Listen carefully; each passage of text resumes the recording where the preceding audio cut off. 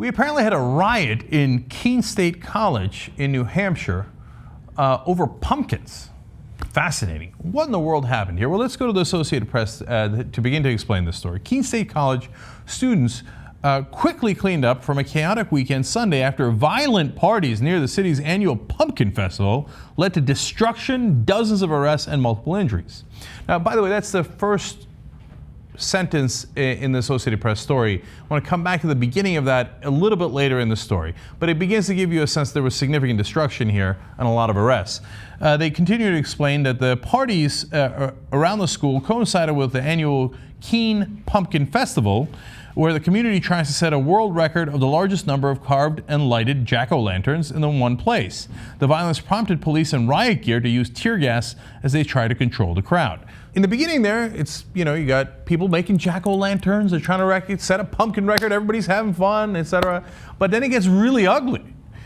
Mallory Pearce, a sophomore and vice president of the student body, said she saw a car flipped over in a parking lot, another car being destroyed, and people being pepper sprayed.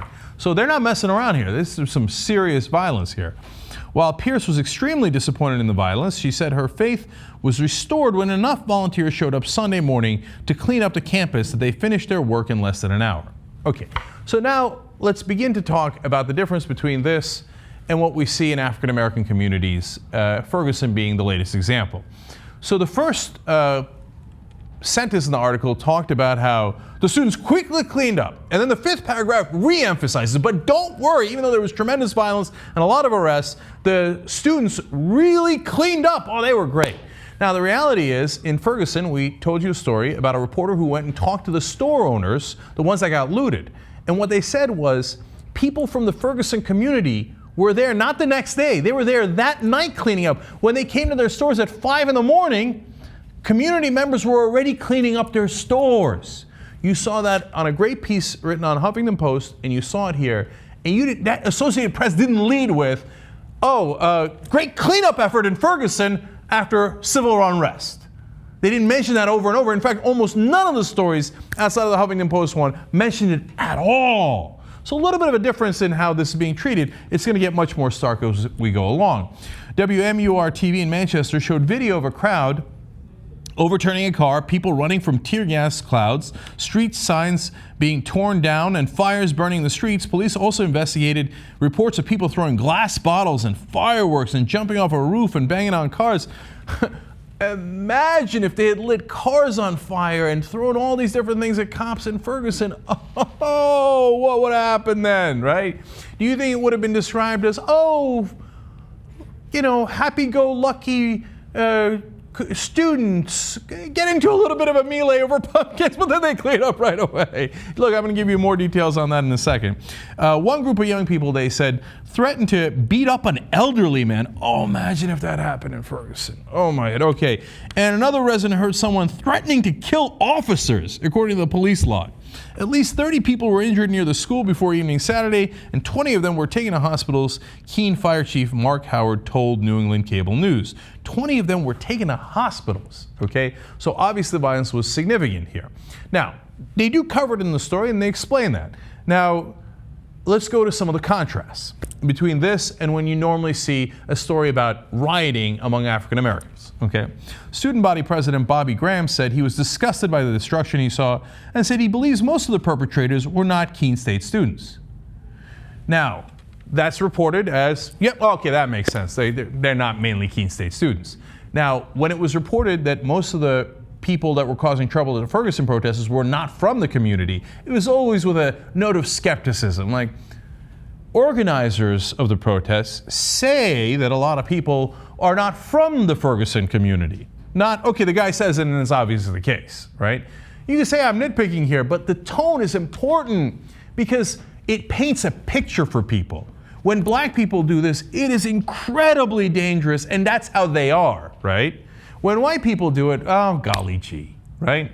So, more from the Associated Press. He believes the police were too aggressive in shutting down parties early in the weekend, saying that forced a mob of drunk kids on the street with nowhere to go.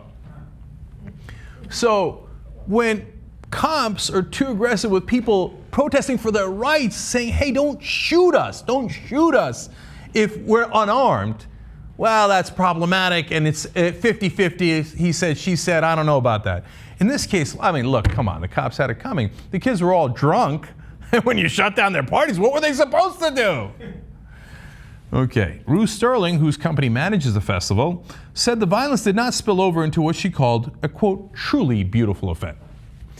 Of course, there's a lot of talk about Ferguson being a truly beautiful event. The protests they're exercising their American rights, the right to assemble, the right to, seek redress of grievances against the government, etc. Beautiful event. No, but this apparently was a beautiful event. Now that's the organizer, and we know that, and obviously she has some degree of bias. Now it turns out I'm not the only one who noticed this difference. And to be fair, by the way, in the police state that we are in America, don't get me wrong, the cops did crack down. I mean, they couldn't. They're like, yes, finally a riot in a white area. Okay, over pumpkins, great, let's smash things, right? So I'm not excusing the cops at all here. I'm just fascinated by the different descriptions of the stories in the press. So others on Twitter also noticed that Wesley Lowry writes in, don't these people have jobs? Where are the white fathers? What will end this corrosive culture of violence? See, that's great. That's perfect right there. Because that is exactly what would be said on Fox News about this riot in New Hampshire if it was black people. Well, don't we have to talk about the responsibility of the community that doesn't have any fathers, the community that's always doing this, right? Have you heard any stories, seen any stories about how these kids don't have any fathers and it's the community's fault? Come on, you know you have. All right. Jamel Gooley writes in, white people riot for this, puts a pumpkin on the stage. Black people riot for this, simulates being shot by a cop. Okay. Tina Dupuy, old friend of the show, also in the Mediaite piece, her tweet was, I'm urging the parents of white youngsters particularly to not let their children go out wearing LL Bean. All right. No Justice, No Peace writes, partiers, raucous students, bystanders. Quotes from press articles describing what happened.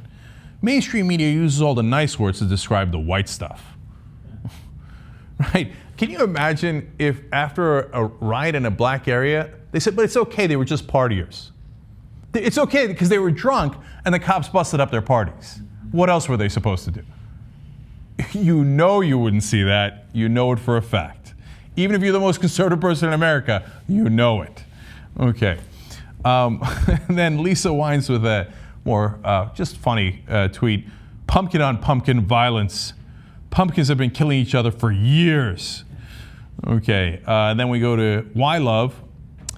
Interestingly, they point out, The Blaze, that's Glenn Beck's website, leads with when college kids get too drunk. In Ferguson, the headline was Riots Looting Sharpton. Gee, I wonder if there's a difference. And remember, one set of people are having protests that turned violent based on maybe cop reaction, maybe the same in the Keene State issue, right? But one set of people do it because they're worried that their kids are going to get shot by cops, unarmed kids, right? Or unarmed adults getting shot by cops. The other set are rioting because their drunken parties got busted up when they were trying to smash pumpkins. Okay. Trademark writes, the kids at Keene State threw beer cans at cops and got arrested. Mike Brown threw his hands up and caught 6 shots. Okay, now it's sad, but that is the difference. So it doesn't make it go away if you say, I don't see it, I refuse to see it. Nope, anybody who talks about it is race baiting. We're not the ones who do the different coverage. They're the ones who do the different coverage. We point it out, okay? Black Girl in Maine says, why are they tearing up their own community? And Brian Florentine with maybe my favorite tweet here. Where are the leaders in the white community? They need to speak out. Every time it's another group, African Americans, Muslims, where are they? Why aren't they speaking out? Why hasn't every white person in the country apologized for this riot in New Hampshire? Why hasn't that happened? Until they do, I think we've got to assume that vast numbers of white people agree with what's happening here and should all be held accountable.